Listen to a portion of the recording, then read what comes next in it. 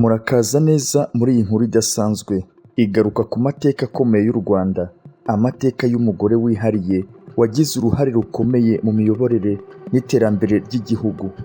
Uyu munsi tugiye kuvuga ku buzima n'amateka by'umugabekazi Nyiramavugo wa gatatu Kankazi Radegonde, umubyeyi, umujyanama w'umwami ndetse n'umugore wagize ijambo rikomeye mu bihe bikomeye igihugu cyanyuzemo.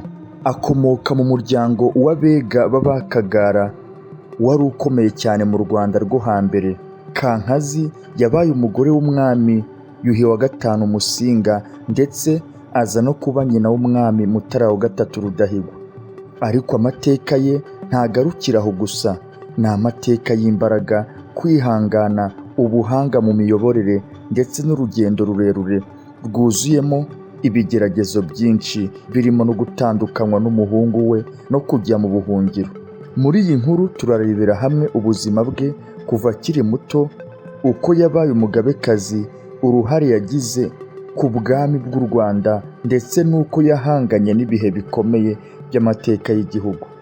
Mukomeze mwicare neza kuko iyi nkuru irimo amasomo akomeye cyane ku mateka yacu. Nyiramavugo wa gatatu Kankazi ni mwene Mbanzabigwi bya Rwakagara na Nyiranteko, akaba umwega w'Umwakagara. Se umubyara Mbanzabigwi akomoka kuri Rwakagara, ukomokaho ibihangange bizwi mu mateka y'u Rwanda nk'Abega b'Abakagara. Nyina umubyara Nyiranteko ni umukobwa wa Nzagura, bakaba bafite inkomoko mu Bashambo. Unyuze ku muzi wa se, Kankazi akomoka mu muryango w'Abega b'Abakagara. Mu yandi magambo ni ukuvuga abakomoka kuri Rwakagara se wa Mbanzabigwi. Mu mpera z'ikinyejana cya 19 no mu ntangiriro z'ikinyejana cya 20, umuryango w'Abakagara nta gushidikanya niwo wari umuryango ukomeye cyane mu Rwanda. Muri icyo gihe bari abantu bari bafite amaboko y'igihugu mu biganza byabo. Umugabekazi Nyirayuhi wa gatanu Kanjogera ni umukobwa wa Rwakagara. Abatware Kabare na Ruhinankiko bagaragiye ubwami mu gihe umwami Musinga yari muto, ni abavandimwe ba Kanjogera. Umwami Yuhi wa gatanu Musinga ubwe ni umwuzukuru wa Rwakagara, akaba mubyara wa Kankazi. Abavandimwe ba Kankazi ni Kayondo, nyuma yaje kuba umutware w'u Rwanda, Munyakigeri, Kabanyana, Mukankanza na Mukanyonga. Amaze kuba ingimbi, Kankazi ahabwa mubyara we umwami Yuhi wa gatanu Musinga nk'umugore. Muri Werurwe 1911 yibarutse umuhungu wabo Rudahigwa, umwana we w'ikinege. Kankazi na Rudahigwa noneho baba i Rwesero muri Nyanza, ahateganye n'umusozi wa Mwima, ahari ingoro y'ibwami ya Musinga. Muri Gashyantare 1923 umwami Yuhi wa gatanu Musinga yanze abagore be bose bo mu muryango w'Abega b'Abakagara. Kankazi nk'umwe mu bagore be bakomoka mu muryango mugari w'Abakagara yavuye i Rwesero muri Nyanza maze yerekeza i Busanza arinzwe na musaza we Kayondo. Ugomba rero guha mushiki we ibyo akeneye kandi akita ku mwishywa we Rudahigwa uguma i Nyanza igihe gito. Nyuma yo kutumvikana hagati ya Rudahigwa na Kayondo, nyuma yaha Kayondo yahagaritse ibyo yageneraga Rudahigwa, byaje gutuma ava i Nyanza. Ibi byatumye Kankazi na Rudahigwa bajya gutura by'agateganyo mu burasirazuba bw'u Rwanda. Noneho basubira i Nyanza igihe Rudahigwa abaye umunyamabanga wa se. Muri Nyakanga 1929 Kankazi yakurikiranye umuhungu we yerekeza mu Rwanda rwagati igihe yagirwaga umutware wo mu Marangara. Tariki 12 Ugushyingo 1931 umwami Yuhi Musinga yaciwe ku bwami n'ubuyobozi bw'Ababiligi biteganijwe, maze asimburwa nyuma y'iminsi 4 n'umuhungu we Rudahigwa. Yaje kwimikwa ku izina rya cyami rya Mutara wa gatatu. Hubahirijwe ubwiru bw'u Rwanda, Kankazi yimitswe nk'umugabekazi ku izina rya Nyiramavugo wa gatatu. Nyuma y'itegeko ry'ubuyobozi bw'Ababiligi, umugabekazi Nyiramavugo wa gatatu Kankazi yimukiye i Shyogwe, ku birometero birenga 50 uvuye i Nyanza, aho umuhungu we umwami Mutara wa gatatu Rudahigwa yari atuye. Ibi rero byakozwe n'abayobozi b'Ababiligi kugira ngo Kankazi atandukane n'umuhungu we, bityo birinde gusubiramo uburambe ku ngoma yabanjirije, igihe umwami Yuhi wa gatanu Musinga yari ayobowe na nyina Nyirayuhi wa gatanu Kanjogera.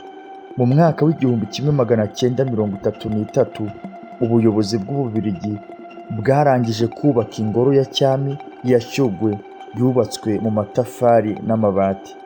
Umugabekazi Nyiramavugo Kankazi yimukiyeyo ako kanya, aturayo hamwe n'umuvandimwe we muto Immaculée Kabanyana hamwe n'abakozi babo. Uko imyaka yashize, yari afitiwe imbuga nini ahatorezwaga abana imikino ndetse n'imbyino gakondo.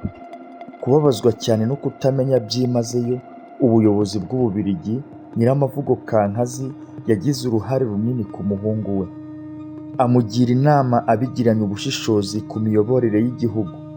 Mu mwaka w'1941, aho yamufashije guhitamo umugore we mushya mu bakobwa beza cyane. Ku wa 17 Ukwakira 1943 yarabatijwe hamwe n'umuhungu we i Kabgayi, maze ahabwa izina rya Radegonde. Usibye gusangira igitekerezo cye ku micungire y'u Rwanda, Radegonde Nyiramavugo wa gatatu Kankazi yitabira ibirori byose ndetse n'izindi ngendo mu mahanga. Mu 1958 yaherekeje umuhungu we mu imurikagurisha mpuzamahanga ryabereye i Buruseli. Ku wa 25 Nyakanga 1959, umwami Mutara wa gatatu Rudahigwa yatanze mu buryo butunguranye i Bujumbura. Bukeye Nyiramavugo Kankazi yagiye mu murwa mukuru w'u Burundi gucyura umugogo w'umwami mu gihugu cye. Amakuru y'urupfu rutunguranye rwa Mutara wa gatatu Rudahigwa yateje impagarara mu Rwanda. Abanyarwanda benshi banze amakuru yatanzwe n'ubuyobozi bw'Ababiligi, bavuga ko urushinge yatewe ariyo mbarutso y'itanga rye. Ku rundi ruhande, berekana ubuyobozi bw'Ababiligi n'ububasha bwa Kiliziya Gatolika mu Rwanda nk'abashishikarije cyangwa n'abanditsi b'iri suzuma.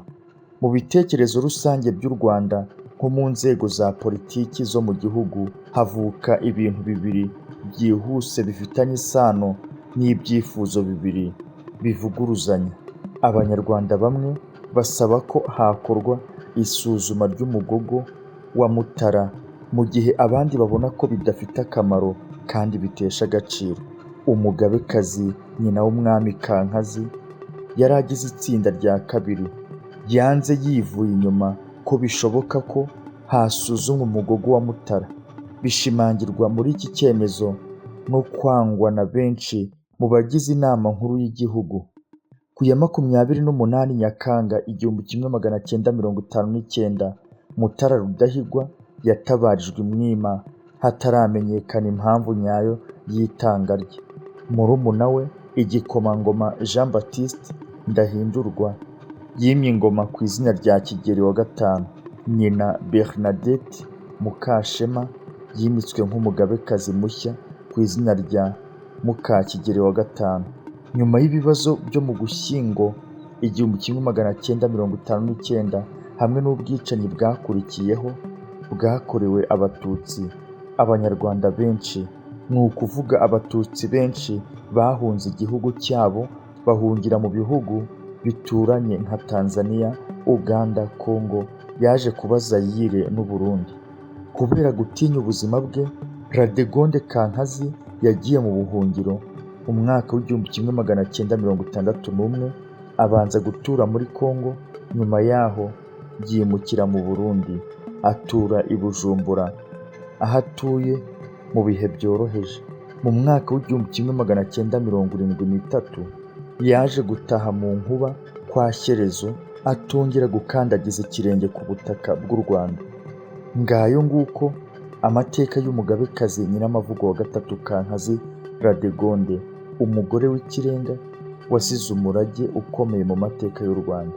Nubwo yahuye n'ibibazo byinshi birimo gutandukanywa n'umuhungu we, impinduka z'ubutegetsi ndetse no kuba mu buhungiro, yakomeje kugaragaza ubwitange, ubuhanga n'ubushishozi mu byo yakoraga byose. Yabaye umubyeyi w'umwami, umujyanama ukomeye ndetse n'umugore wagize uruhare rudasanzwe mu bihe byahinduye amateka y'igihugu.